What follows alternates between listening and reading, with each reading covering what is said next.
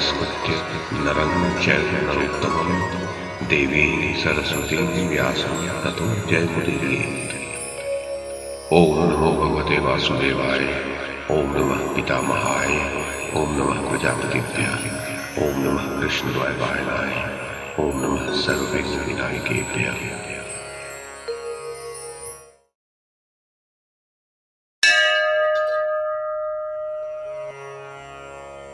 धृतराष्ट्र ने पूछा, संजय, 10वें दिन महापराक्रमी शांतनु कुमार भीष्म ने पांडवों तथा सृंजियों के साथ किस प्रकार युद्ध किया तथा कौरवों ने पांडवों को युद्ध में किस प्रकार रोका? रण क्षेत्र में शोभा पाने वाले भीष्म के उस महायुद्ध का वृत्तांत मुझसे कहो।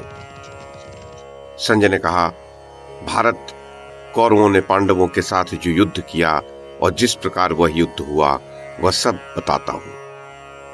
जब कौरवों सहित भीष्म और पांचाल वीरों सहित अर्जुन आपस में युद्ध करने लगे तो कोई भी ये निश्चय नहीं कर पा रहा था कि उनमें से कौन जीतेगा। उस 10वें दिन तो उन दोनों का समागम होने पर बहुत ही सैन्य संहार हुआ। भीष्म जी ने उस संग्राम में सहस्रों वीरों को धराशायी कर दिया।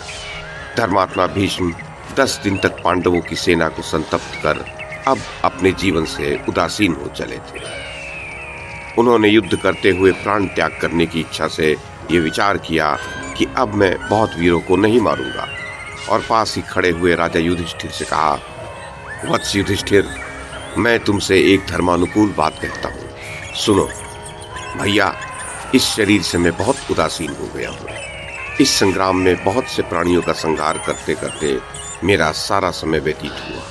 अतः यदि तुम मेरा प्रिय करना चाहते हो तो अर्जुन और पांचाल तथा सृंजय वीरों को आगे करके मेरे वध का प्रयत्न करो। महाराज, भीष्म जी का ऐसा आशय समझकर सत्यदर्शी युधिष्ठिर ने सृंजय वीरों को साथ लेकर उन पर आक्रमण किया और अपनी सेना को आज्ञा दी, आगे बढ़ो, युद्ध में डट जाओ।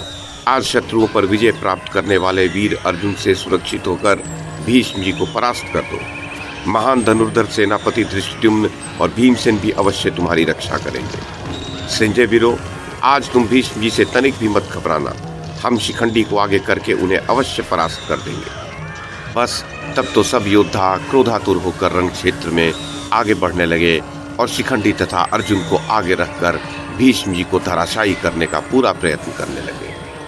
उधर आपके पुत्र की आज्ञा से देश देश के राजा द्रोणाचार्य, अश्वत्थामा तथा अपने सब भाइयों सहित दुशासन भी बहुत बड़ी सेना लेकर भीष्म जी की रक्षा करने लगे।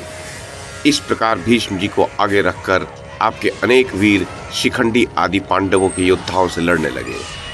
चेदी और पांचाल वीरों सहित अर्जुन शिखंडी को आगे रखकर भीष्म जी के सामने गए।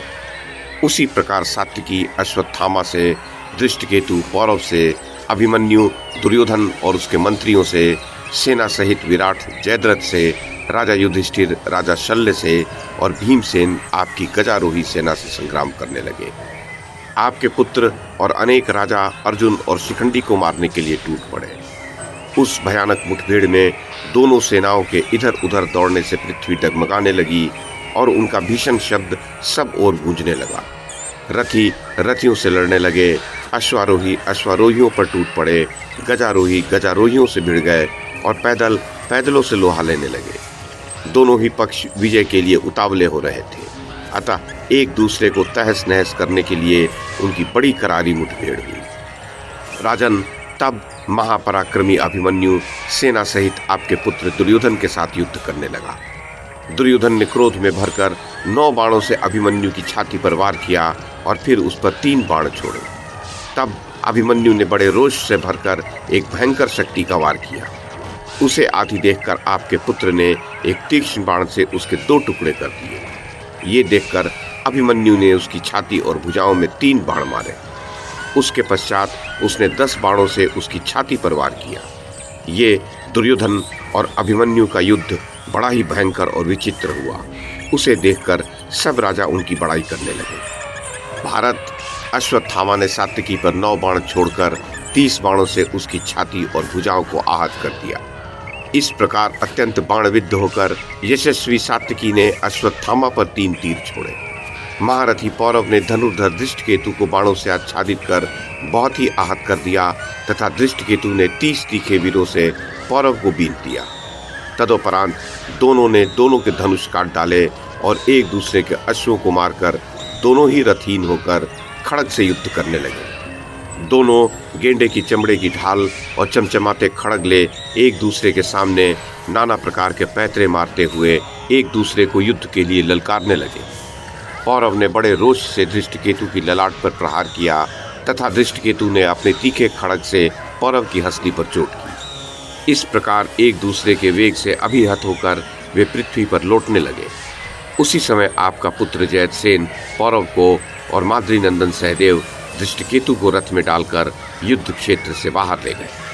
नरेश्वर, दूसरी ओर द्रोणाचार्य जी ने दृष्टिद्युम्न का धनुष काटकर उसे 50 बाणों से बींध दिया।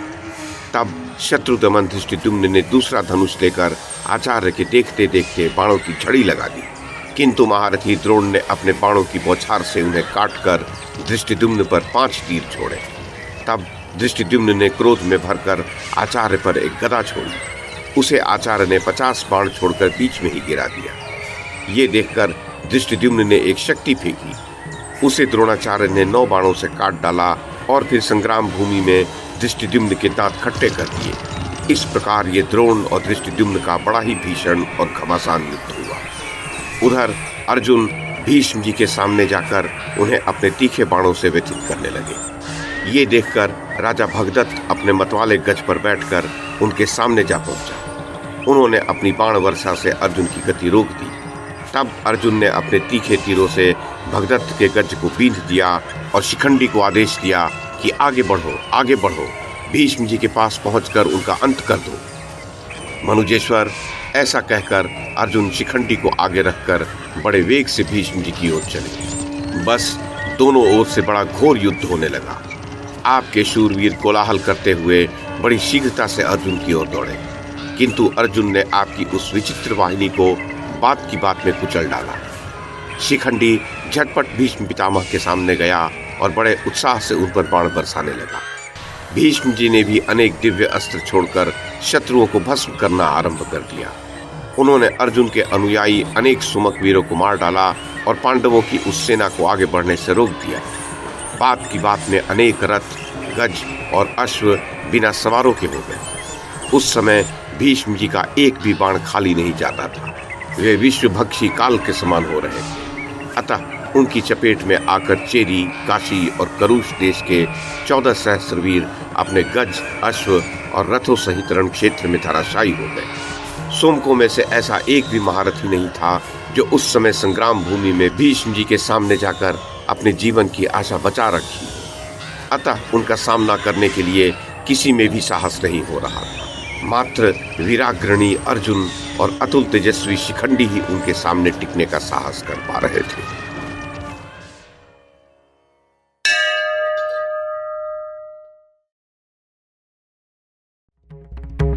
YouTube के माध्यम से महाभारत की कथा को एक श्रृंखला के रूप में प्रस्तुत करने का हमारा ये प्रयास यदि आपको सराहनीय लगा हो तो कृपया इस कड़ी को लाइक और शेयर करें, चैनल को सब्सक्राइब करें और बेल आइकन को दबाएं। साथ में अन्य लोगों को भी देखने के लिए प्रेरित करें। धन्यवाद और नमस्कार।